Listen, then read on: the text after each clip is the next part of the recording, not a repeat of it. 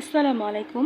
আজকে আমি শরৎচন্দ্র চট্টোপাধ্যায়ের গল্প সমগ্র থেকে আঁধারে আলো গল্পটি পাঠ করছি। সে অনেক দিনের ঘটনা।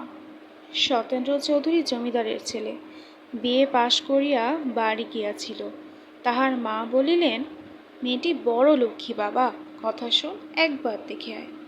সতেন্দ্র মাথা নাড়িয়া বলিল, না মা, এখন আমি কোনো মতেই পারবো না। তাহলে পাশ হতে পারবো না? কেন পারবি নে? বৌমা থাকবে না আমার কাছে? তুই লেখাপড়া করবি কলকাতায়, পাশ হতে তোর কি বাধা হবে আমি তো ভেবে পাইনি সতু। না মা, সে সুবিধে হবে না, এখন আমার সময় নেই ইত্যাদি বলিতে বলিতে সত্য বাহির হইয়া যাইতেছিল।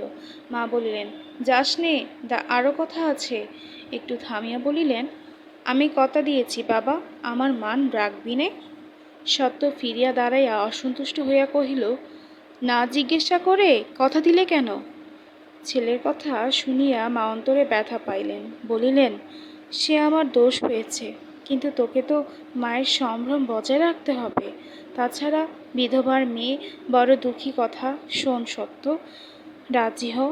আচ্ছা, পরে বলবো, বলিয়া সত্য বাহির হইয়া গেল। মা অনেকক্ষণ চুপ করিয়া দাঁড়াইয়া বলিলেন, ওইটি তাহার একমাত্র সন্তান।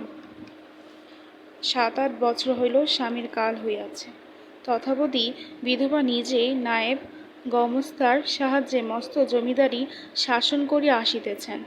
ছেলে কলকাতায় থাকিয়া কলেজে পড়ে, বিষয় আশয়ের কোনো সংবাদই তাহাকে রাখিতে হয় না। জননী মনে মনে ভাবিয়া রাখিয়াছিলেন, ছেলে ওকালতি পাশ করিলে তাহার বিবাহ দেবেন এবং পুত্রবধূর হাতে জমিদারি এবং সংসারের সমস্ত ভারাপর্ণ করিয়া নিশ্চিন্ত হইবেন।